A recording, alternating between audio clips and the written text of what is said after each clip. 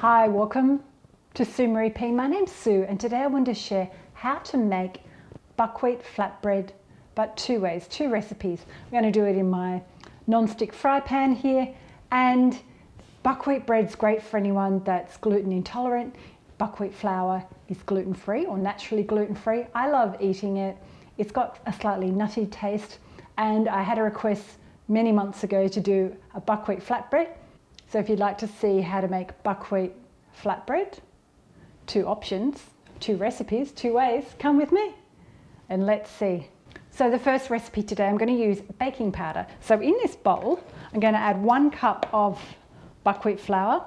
And if you don't have buckwheat flour, you can grind buckwheat groats or buckwheat grains in a NutriBullet or a food processor to make your own flour. We've got 2 teaspoons of baking powder here, so I'm going to add that to the bowl.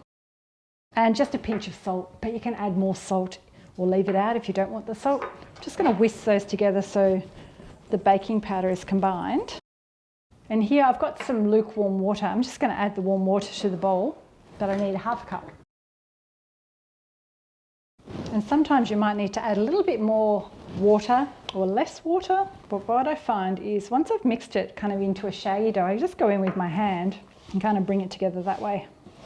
And you can add a little bit of olive oil to give it a little bit more moisture, but I'm just going to do this one without the olive oil today. Okay, that's forming quite a nice dough here. Let's get it off my fingers. So you need to have a rolling pin, but if you don't have a rolling pin, I've got 2 here. I've got a timber one, I've got this non-stick one. You can actually just press it out by hand. I'll show you both ways. So I've got a non-stick spatula on standby. We don't need that one anymore. I'm going to add some flour to my bench.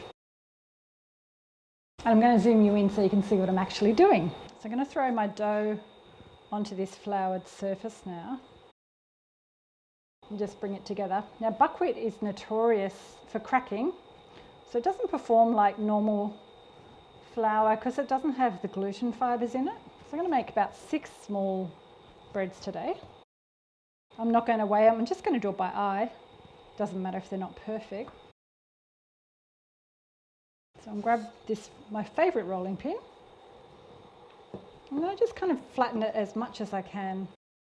So these are quite small breads today. And their sides will go a little bit crinkly. But what I do, I add a little bit of oil just before I pop it into my pan, which is optional. Give it a little bit of a brush. Now start cooking on one side. Just going to move this down so you can see it. And then I just roll as I need it. As I need it. Roll one at a time. But what I like to do, I like to flip this over. So what I'll do is I'll add a little bit more oil to this side. Now oil's optional, you can have it more dry, but I think they taste better with the oil. This is just rapeseed oil. But if you're avoiding oil, just don't brush this on.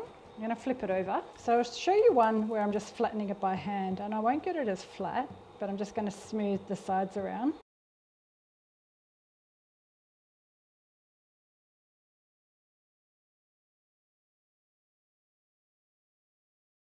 I'll wait till some bubbles appear. And what you need on standby is a plate. So I have a plate with some paper towel on the base, and then I just pop a cloth or a tea towel on top.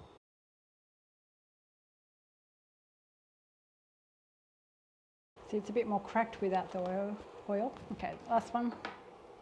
This is dried out a little bit on the bench, so I'm just going to add a little bit of water to my hands.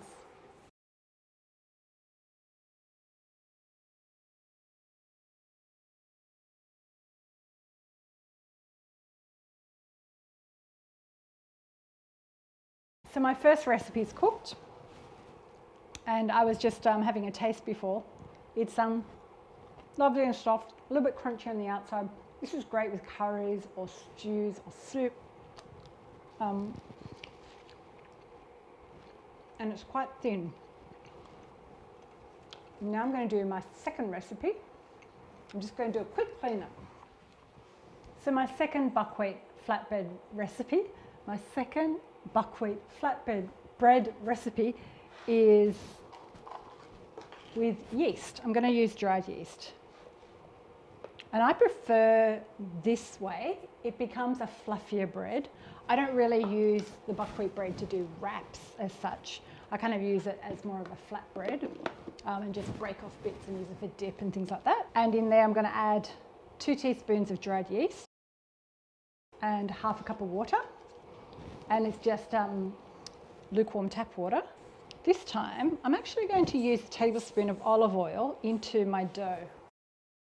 This is optional, but I just think with buckwheat flour it helps create some moisture within the bread. So just a tablespoon.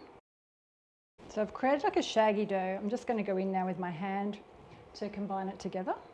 Combine it, bind it. And if I think I need a little bit more water or oil, I'm going to add it, but it also magically just kind of comes together. You might be wondering, have I tried it with yogurt? I did try it with yogurt and I wasn't happy with the results. So I left that out of my options because I like my other spelt bread that's flatbread with yogurt. Okay, now I'm going to pop it on my bench, and you can double this recipe if you're making it for a family and you wanted to have more breads. Oh, I was just going to say that's how the yeast comes here in Sweden, in a little package like that. I'm going to add a little bit of flour to the bench. I'm going to turn these into pizzas tonight, so I'm going to divide my dough into 4 and try and do it a little bit more pleasing than what I did before. They were quite rustic. I'll cut it in half and half again. Let's get my pan heated up again. Now already this dough feels better. It's nice and soft.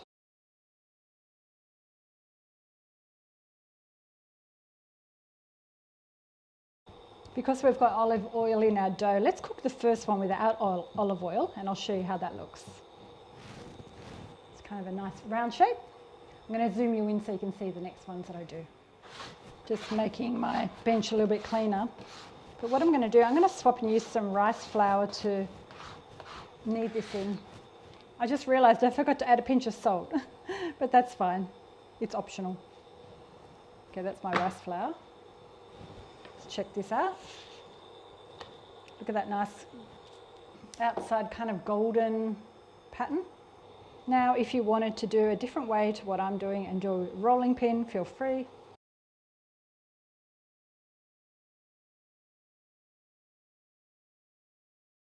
Making those edges neat as I go because the buckwheat starts breaking as it goes around the edges.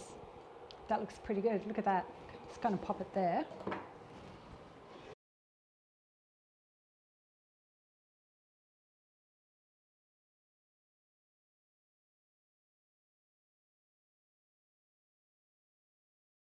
I'm going to add some oil to this one, and I'm going to show you what happens to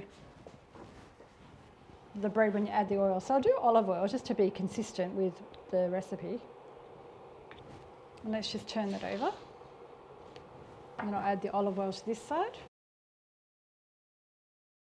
And then you can choose at home which way you prefer. So that's my 2 recipes complete.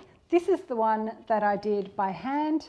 I've got 2 that I've done in oil and 2 without. We're going to have these tonight with pizza. So this is the one with the dried yeast. And it makes the dough a little bit fluffier and lighter. And I added a little bit of olive oil to the actual dough to combine it and get it nice and moist. This one is a bit more rustic. It is a little bit drier. It was harder to roll. The edges went a bit crinkly, but it still tastes really good. This is the one with baking powder that I did first. My shapes are a bit haphazard. I didn't do them quite so uniform. That's the one that looks a bit drier that I did without any oil. It still tastes really good. It just doesn't look the best. So let me know in the comments below if you've enjoyed watching this video today about how to make buckwheat flatbread. Let me know which is your preferred way. You might even have an even better way that I haven't discovered. And if you're new here today, thank you for clicking on. Consider subscribing. If you're returning, thank you so much for your support and watching me again. And I look forward to sharing another video with you very soon. I'll see you next time. Bye. Oh, little tip, before you want to use them or serve them, it's always good to cover them with a cloth, like a tea towel. It keeps them nice and soft. And if you don't want to eat them all straight away, you can store them in the freezer and just bring them out, defrost them, even pop them in the toaster and you can have them warm that way or pop them in the microwave. Thanks again. Bye.